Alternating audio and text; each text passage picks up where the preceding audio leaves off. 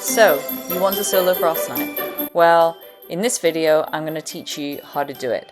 I'm an unlucky artist and I'm just going to share some of the tricks and tips that I've learnt over a couple of years of soloing Frostnite and progressively getting better at doing it. So the first thing I want to tell you is that I fully believe that you can solo Frostnite. And yeah, sure, I don't know a huge amount about you, but I'm assuming if you're watching this video you're an endgame player.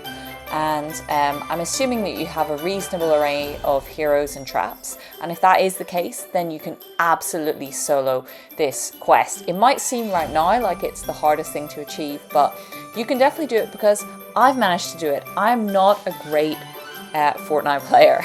I'm not very fast, my reaction times are pretty rubbish, I die all the time, and yet with a lot of practice and learning some strategies, I have managed to solo Frostnite effectively. But what I would say is that soloing Frostnite is definitely a juggling act, right? You have to juggle loads of different things. You have to be able to farm well, and you have to be able to farm not only for building materials, but trap mats and also blue glow.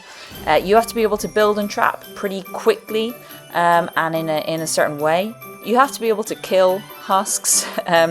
And also, most importantly, you have to be able to not die, because if you die, your mission is over automatically. And maybe you struggle with one of these over another. Like personally, I struggle the most with the not dying part. I've died so many times in Frostnite in lots of really embarrassing ways. But over time, I've improved and I've got better, and I definitely know that you can too. So, let's focus in on some of the specifics that you will need to solo Frostnite. When you're starting out soloing Frostnite, this is the loadout that I would recommend using. You will see other people using sometimes different loadouts depending on what the modifier is or the challenge, but this is a good starter loadout. It's pretty solid and it will help you build a really good base and kill most of your husks using traps.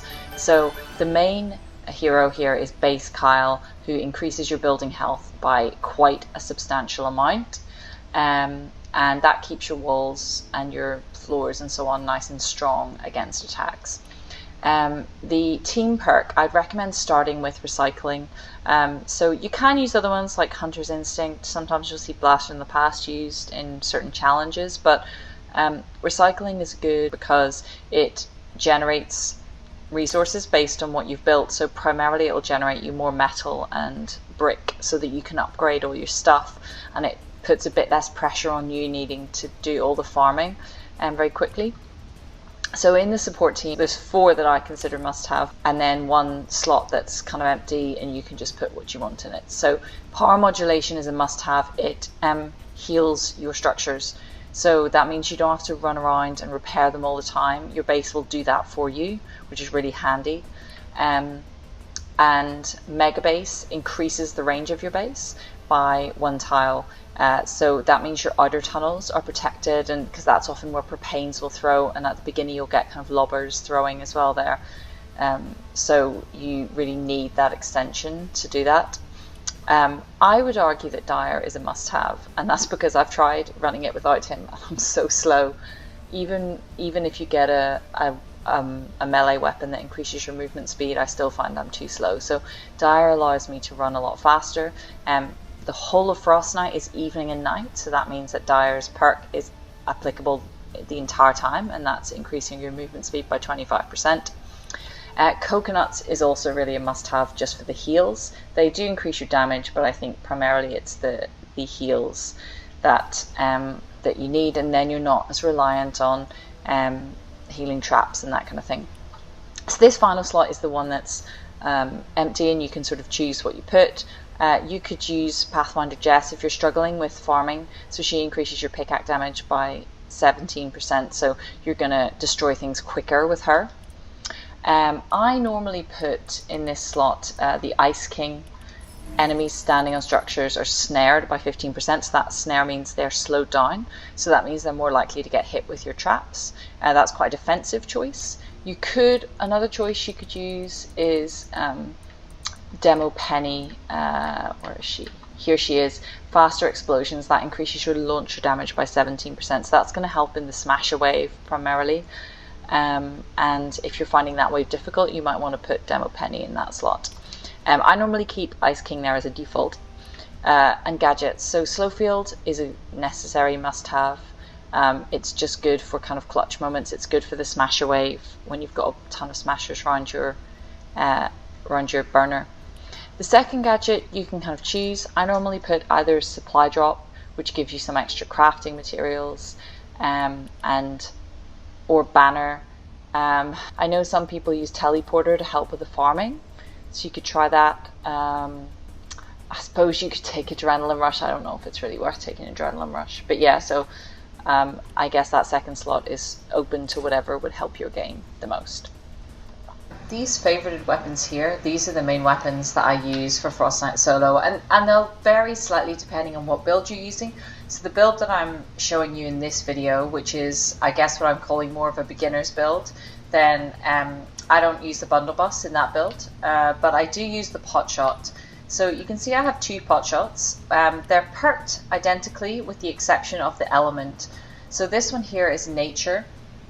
That's because nature weapons do extra damage to water husks. So that includes the Krampus around the map. It also includes the husks in the water wave. So there's quite a few water waves, including the later waves. And I use this one as well for the nature waves because it does a little bit extra damage to nature husks. And this is a water pot shot, and I use that for wave 14 specifically, which is the smasher wave, and it is a fire wave, so it will do, water weapons will do extra damage to fire husks. To be honest, that's really all you need. So if you're absolutely desperate, 2 active power cells and a bit of ore, and that's it.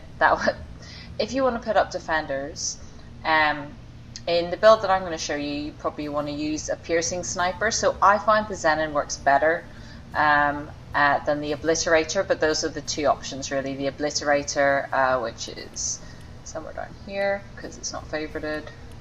There we go. The Obliterator. You see it's perked for damage, but I find that my defenders don't die as much when they have the Zenon. Yeah, this is the Zenon, and I can craft myself a Zenon too, and then I use that during the elimination waves as well. Some people will use this, the Jabberwocky, so they'll use it in wave 14 instead of the pot shot. I personally prefer the pot shot, but it's just a matter of preference, and it slightly depends on the layout of your tunnels. So the people who are using the Jabberwocky, they have these long straight tunnels, and it does suit those quite well. I find the pot shot is a bit more versatile with different builds. So the other gun that you might see people using, but I do not recommend you use, is, I need to find it, this one, the Plasmatic Discharger, aka the Gun of Shame. So if you're part of Diggy Data's server, then you know loads of people are trying to do Frostnite solo challenges on it, but the rule is for all of them that you don't use this gun here. So of course you can play how you want, and you might feel that you want to use the Plasmatic Discharger to start off with because it's a bit of a safety net. You use it a lot, and you know that's fine. It's kind of your choice, but that's just the reason that I don't use it. So the final weapon that I use is a Baron, and you can see the perks on it there. So I use double armor, single movement speed. Remember I put Dire on my loadout, so I tend to be quite fast in movement speed, but it's just, this is a little more tanky. So you can perk the Baron. These 3 bottom perks that I have, armor, movement speed. You could have 3 armor, you could have 3 movement speed, or you could have any combination of the 2. So it's quite a unique weapon, and that's why you see a lot of people using it. This is my favorite kind of balanced 2 armor, 1 movement speed. But it's up to you, and you know, if you have the reperk, then just experiment a bit and see what works best for you. I use it as purple because you can often craft a purple weapon quicker than you can craft a gold weapon. To craft a purple weapon, you can see you need some rotating gizmos, and then for the gold weapons you need the active power cell. So in general, if you pick up a purple weapon, 1 or 2 purple weapons in Frostnite, you'll have enough rotating gizmos to craft yourself a purple weapon by recycling them. So you could have a gold Baron and that would be fine as well. But those are the weapons that I use for Frostnite. So in terms of the traps that I use for Frostnite, then they're mostly the ones that I've favorited up here. So here, these first four, we have the main damage traps. So these four traps between them are doing like the bulk of damage to the husks. The others are all essentially kind of stalling traps. So they're slowing the husks down or stopping them from doing damage to the burner. So for these traps, these damage traps, broadside, sealing electric, gas, and wall darts, you've a choice of how you perk them. You could use what I call the kind of the classic damage perking, which is here with the sealing electrics. You've got the element, and that's fixed for the trap. Then you've got a damage perk, a reload speed perk, a crit rating, a crit damage, and a durability. And that is a good all-round perk combination for decent damage, but also it's going to be reloading a lot and it's lasting for longer. The other option is here what the wall darts have. So they, instead of the reload perk, then they have an extra crit damage perk.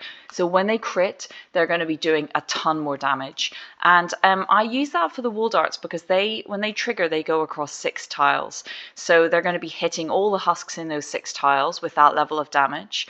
But so because they've got such a long range, that I don't really need them to be reloading as much. But for say something like the gas, it only has the range of 1 tile, so I want it to be really loading a lot so that the husks that are going under that tile are getting it. But you know, you can kind of use different combinations if you have the reperk and see which ones you like the best. The other option is, instead of this 6 perk of durability, you could put a heals attached perk onto it. So that's just going to do a bit of extra healing to your traps. But I find that when I have power base in my base squad, I don't really need that heals. If I was running without a constructor, then it might be different. So then the other traps, I use the floor spikes on the outside of the tunnels, and I'm really using them.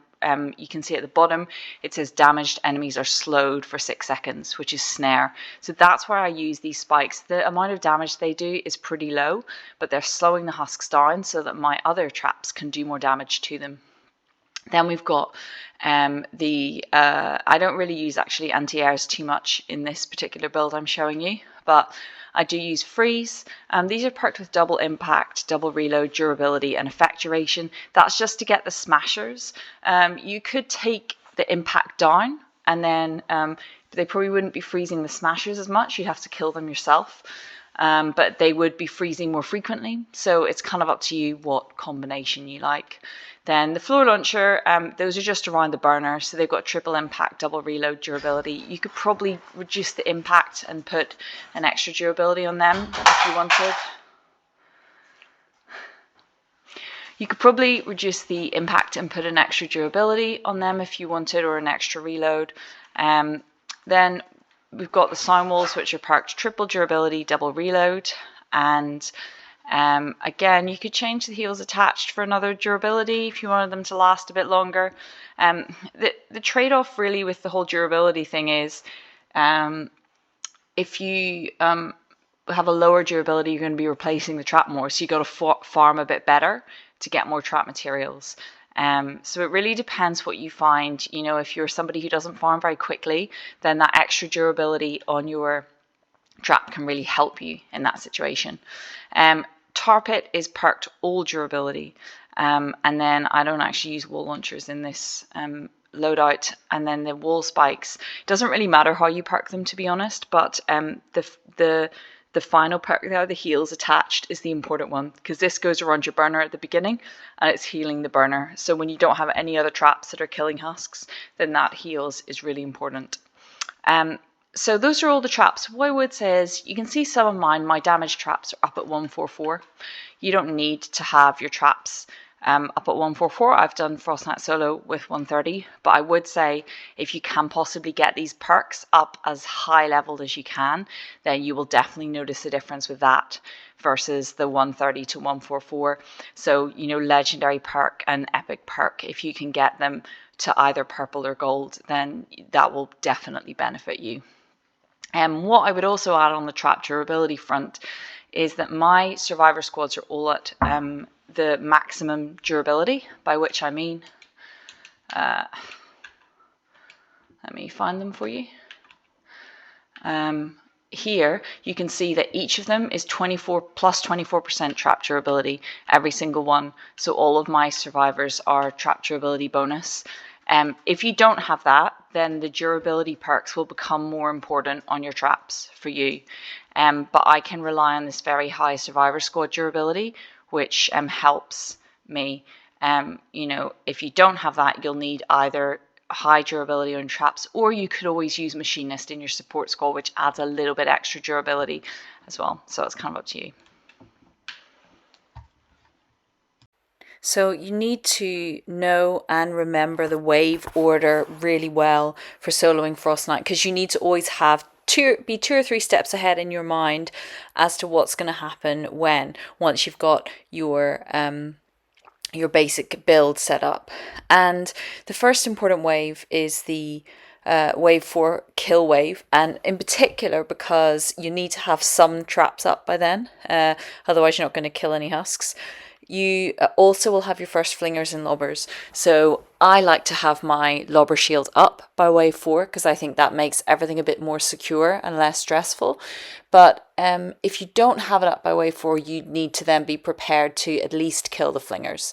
There's normally 2. Very occasionally you'll get a third.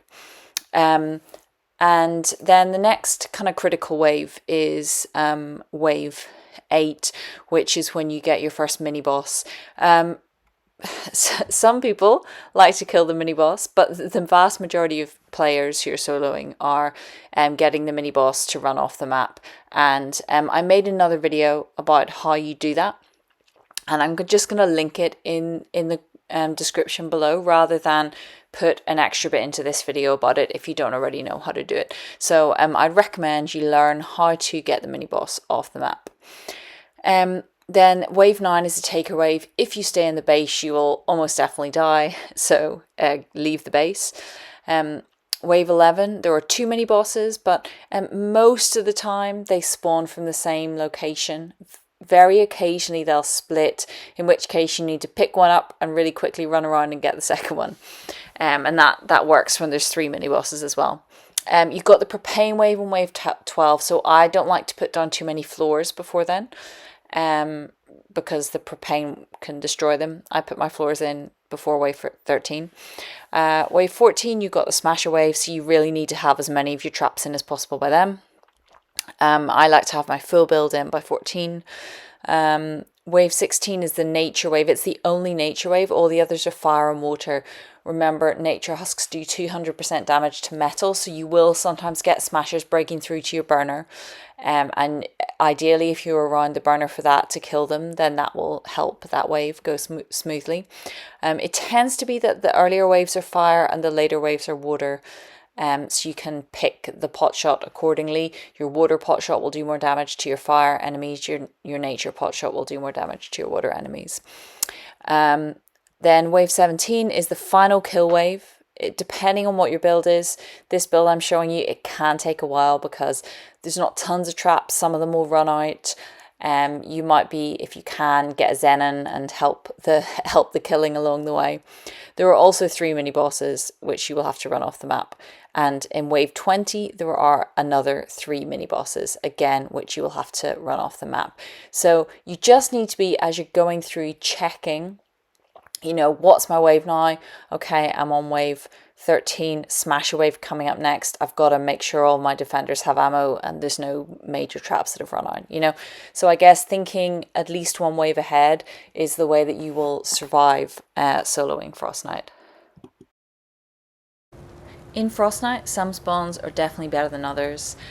In every single map you've got this natural incline right ahead of me here, and you can't avoid that one, you just have to block it off and build your trap tunnels around it. But some other spawns are much better to get than others. So you can see right ahead of me is what we call the hill spawn. I would not recommend soloing on this spawn because you've only got 2 tiles between the burner and the hill, which is a really awkward terrain. Just load out of the map and go back into another one instead. The first few minutes of any Frostnite game are really critical, and the first few waves as well. And in my experience, that is one of the hardest things to master when you're trying to solo for the first time. Getting everything you need as quickly as you need it. So what I'm going to show you here is what I do in the first few minutes of Frostnite, and just talk you through it. And then after that, we'll go through the build in a bit more detail and a bit slower.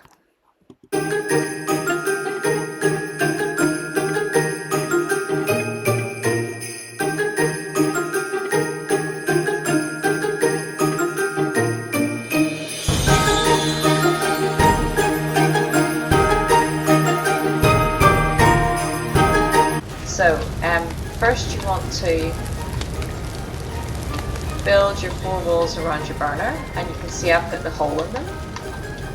And then I'm going to build up to place my base here.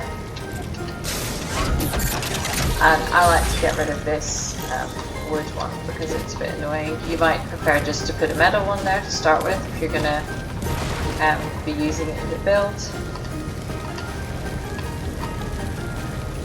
Then you want to destroy as many of the cars and trees around you as you see, and you're going to use the materials you get to craft 4 wooden wall spikes. And as you can see, so I destroyed maybe 4 or 5 trees there, and I was able to do the wooden wall spikes immediately, which is great.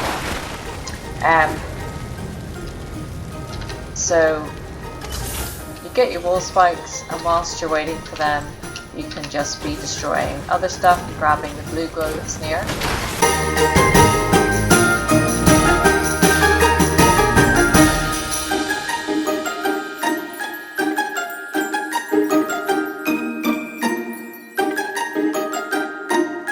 Then you want to head out and do some farming. So I always go southeast to farm.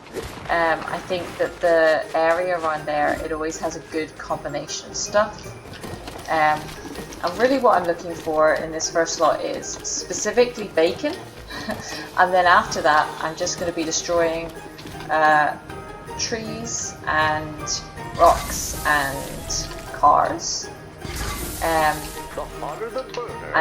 looking for chests until I get to a certain amount of materials. So I tend to be looking for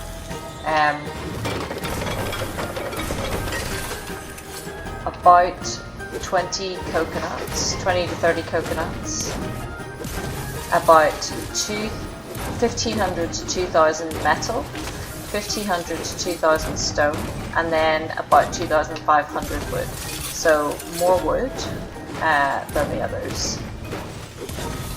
And it will just depend how lucky you are with the chest as to how close you get to those totals.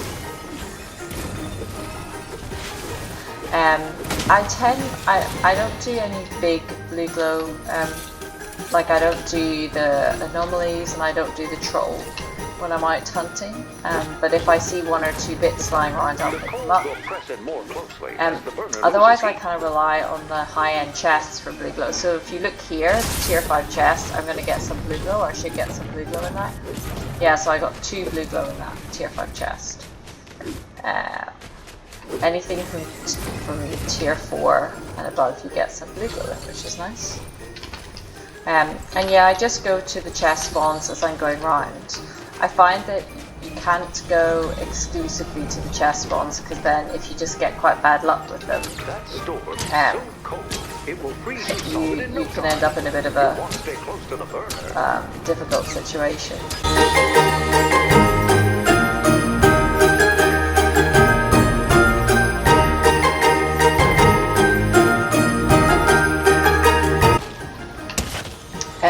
As well, I sort of make my way around, and you'll see where I'm heading towards. This little hut on the side of the road here. And the reason is that it will often, not always, but many times give you an active power cell. Which is what gets you started. When you get an active power cell, you can craft yourself a pot shot, and you can use the pot shot to kill Krampus, to get another power cell, and then you're sorted pretty much for the rest of the time. When I've done that, I normally make my way over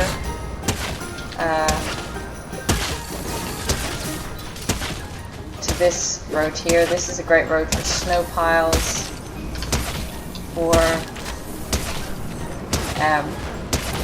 for cars as well.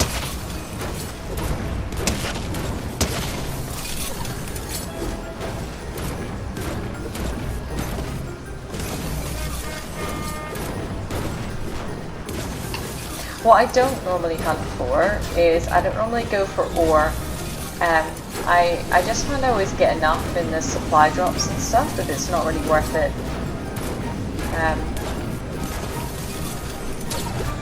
There's sometimes a chest behind there, but I don't think there's one today. Yeah. I would say a lot of these chest spawns are kind of 50% reliable.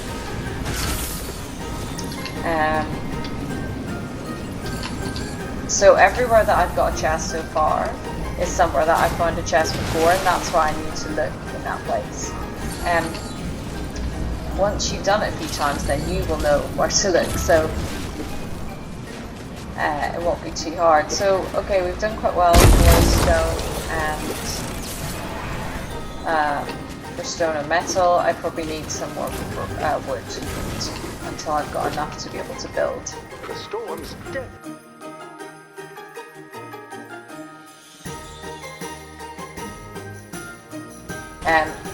I'm sure you probably know this one already, but you wait to 25% to beat the burner.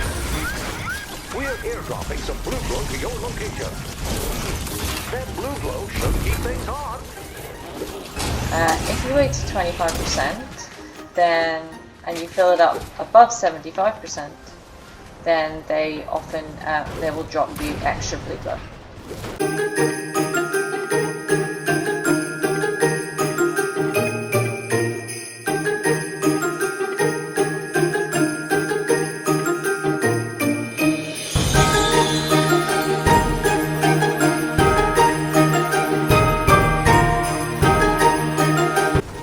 So what I like to do to be safe is to go and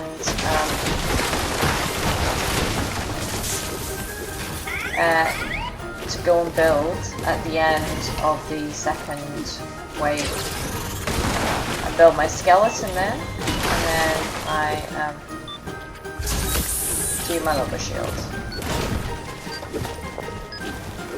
So I'm going to show you kind of pretty slowly, tile by tile, how to build what I've called the OG build. So this is our burner here, and we've got a sort of relatively wide space, which is about the size of the space you have to build with. And this block here, that's going to function as the part of the map that's always the same. So there's always a raised rocky bit here that you can't build on. So basically your first part is obviously to get the 4 burner walls up, so I'm kind of assuming that you're able to do that, okay? And you craft up 4 of these, and you put those on. I'm not going to bother upgrading. You can just assume that everything I'm doing should go to tier 3, obviously. But you might need to kind of go slowly in terms of how you do that, because you won't have the resources at the beginning to go to tier 3 and still have mats left to build with. So for the first 2 waves, then I farm just and purely just use these spikes to kill husks and protect my burner. Then after tier 3, after wave 2, I come back and I start by going around the burner with the brick floors. So I normally use brick for the floors and metal for the walls, just because it's a good distribution. Then I make these little corners here, and soon we're going to put darts up on the corners. And then what I do is I go around each of these walls I've placed, and I basically create little block offs on it.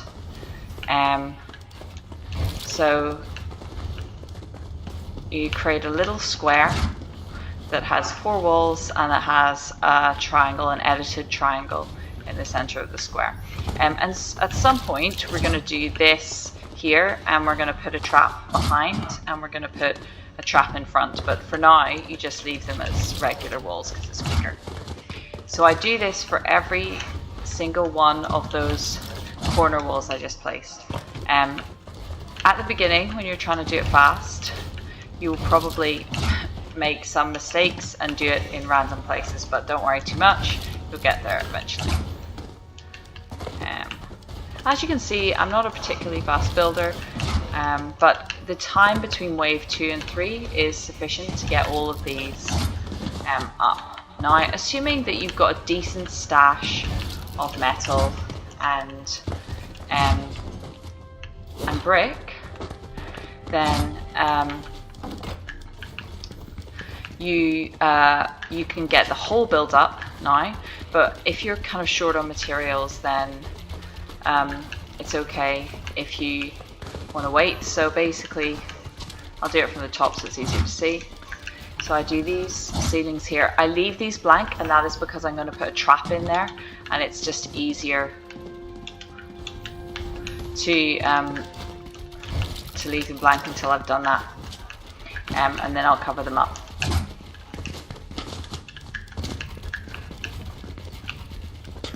So we've basically got T-shaped ceilings, and then these are the 4 little corners.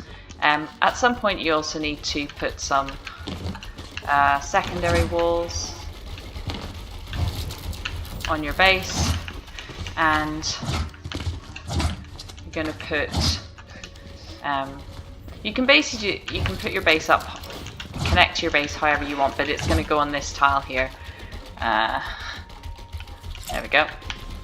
I can't place it in the storm shield until you start the storm shield.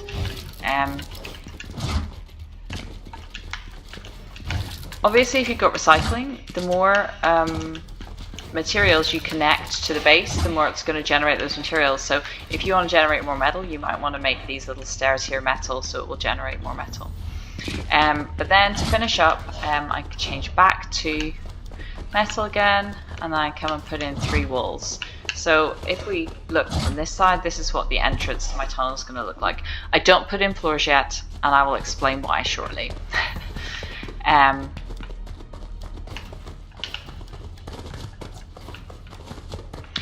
this is sufficient. Let's obviously assume that there is a floor here. This is sufficient with a lobber shield for the first few waves. After you've got your lobber shield in, then you'll need to come and, you see this empty patch here, you're going to have to come and create block ops for it. Oh whoops, I forgot to do my final. So this I can normally get up between wave 2 and 3. And then what I do is create my lobber shield. So first I create some extra ceilings here to make this big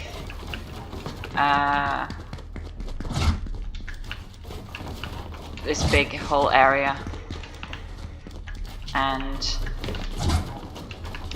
then I start going up, and I'll go up 3,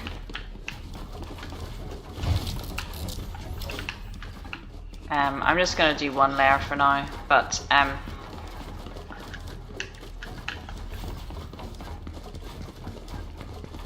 I normally create the lobber shield during wave 3 so that it's all ready for wave 4. Some people like to just kill the flingers and then keep building. It's kind of up to you what you prefer. But let me just go do one side fully and to show you. So if you go up 3, and then you go out 3, like this. When you get to the corners, I find that you can get away with just going out by 2 because the flingers don't seem to.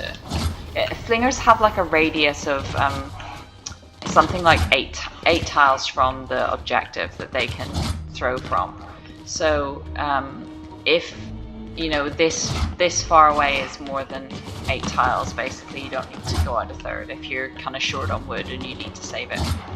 So this is basically what your base should look like. And then before the 4th wave, because the 4th wave is a kill wave, then I will craft 8 of these, 4 of these, and 4 of these, and put them all around here. The basic premise of Frostnite trapping is that you kind of start from the inside and work out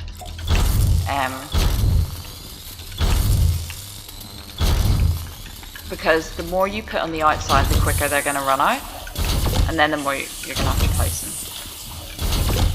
So then once I've done this, then the next step, and this really needs to be done by wave 6 at the latest, is to get the launchers around your burner. So you need 4 floor launchers and something to heal them on the back. So I often use these, but if you want extra healings for yourself, you could use some heal pads. Once you've upgraded them to full, obviously, then you do it like this, and then on the back you put them on like this here. So basically that back trap is healing them, and then if you run across it, you can get healed yourself. So that can be handy if you need extra healing. Floor launchers, it doesn't matter what direction you put them in. So you can put them in from any angle. That's not the case with all of the floor traps. We'll come to that in a minute. So I kept making that mistake last year. And then I was like, why are my freeze traps not working properly? It is because I was not putting them on properly. So these need to be up by wave 6 at the latest, ideally wave 5 if you can. And then you can add in some more at that stage, kind of wave 6, 7 time. You want to be putting in the extra dart here, and these at the outside of your tunnel. So these will slow down, so they don't do a huge amount of damage, but they'll slow any husk. So the husk's going to get hit by your other traps more effectively. Do I normally put this in? I think I normally put this in as well at this stage, this extra gas. You know, you can kind of play it by ear depending on how many materials you have, but of course the principle is the sooner you put in traps, the sooner they're going to run out. So if you can, then you can wait.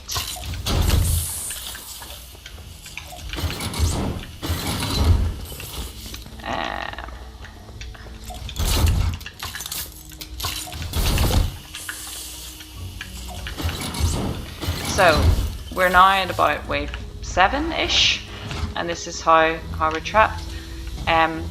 Normally before wave 8 I try and put in these extra darts around here, and then up. And then I'll put in some dance traps. Oh, I'm really short of efficient.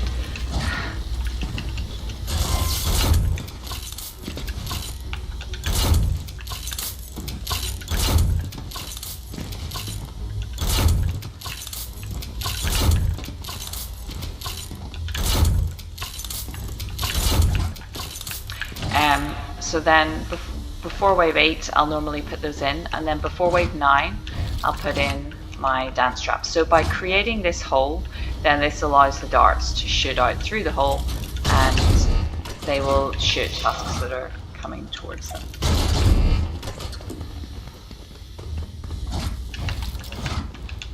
If you put it on without creating the hole, then those darts are just useless. They're not going to shoot through a full wall.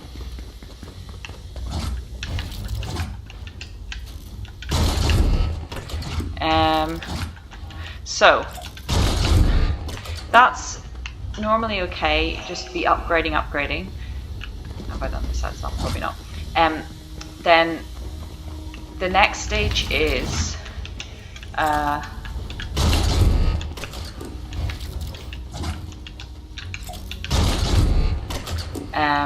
broadsides. So we got, I'll just fill out one tunnel. Normally before wave 12 I've got these full tunnels in.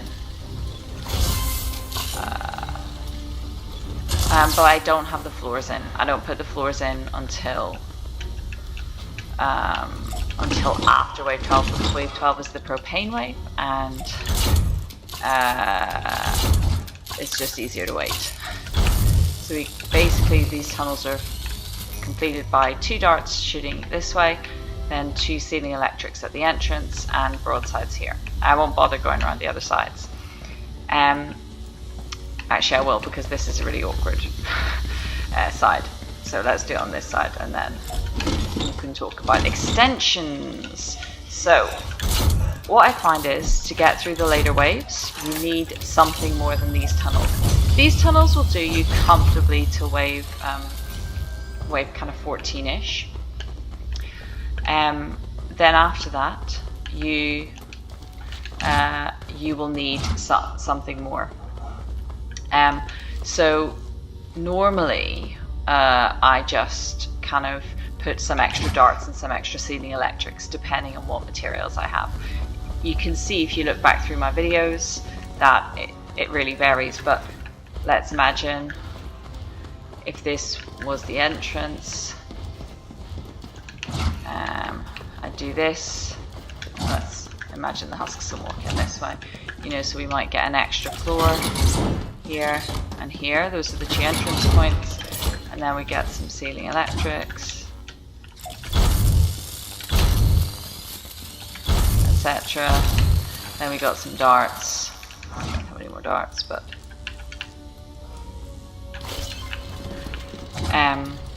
we got some darts here.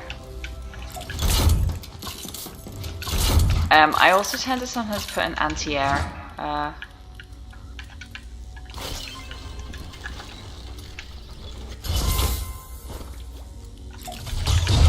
on the outside of the tunnel, and that can just be another stop against propane. So what I didn't talk about was block offs. So this is do you remember I put some ceilings on earlier? This is where I put the block offs, here and here. And personally, I found the easiest way to do block offs is just to do them like this, and you can do them in either wood or brick, but I think brick's safest. And there you go, hey presto, block offs. But again, in the earlier waves for this build, they're not needed as much. It's just in the later waves that you need to be able to guard against them. Oh yeah, final stage after the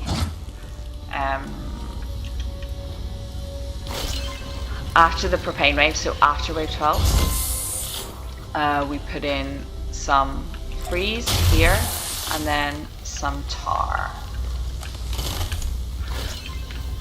This is my like regular account. I can't believe I'm this short on efficient. I just never played the regular game. Okay, so these are kind of the tunnels that you end up with here. You got your basic tunnels. These should be block offs as well. You got your basic tunnels here. Sound walls in the entrance, darts, ceiling electrics, darts behind the sound walls, and spikes. Then you've got a freeze trap here, hopefully catching most of the husks. Then you've got a tar trap that's catching your smashers primarily. You've got your broadsides and your gas. This is a super high damage little square. And yeah, so what you find is that sometimes smashers, in this build, smashers will charge this wall and they will charge this wall here. And you just have to replace them a bit, and that's the way it goes. So just look out for that. You put your defenders in this build kind of up top here. So once I've put these things in, then I normally just cover them up with wood so that I'm not falling into the little block off bit. And then I put my defenders maybe here, or something like this. And I use, as I said, the Xenon with this build. But you could, if you didn't put your ceiling electrics up here, let's say you did a second level with ceiling electrics here, you could always try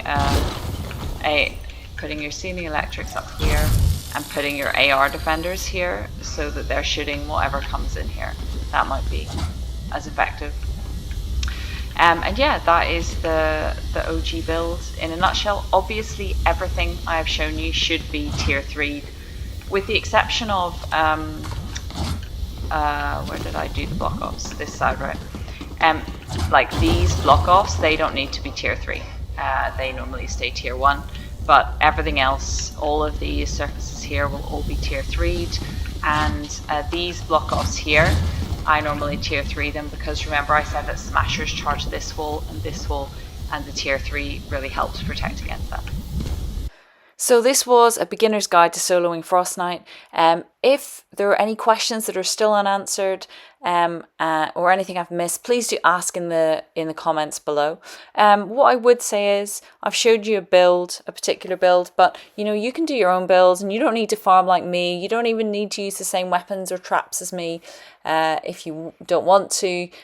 These are just my kind of tips, but there are plenty of ways that you can solo Frostnite. And just search up on YouTube to see some of the crazy challenges that other people have been doing and get inspired by those. But yeah, as I said at the beginning, I know that you can do it, so good luck.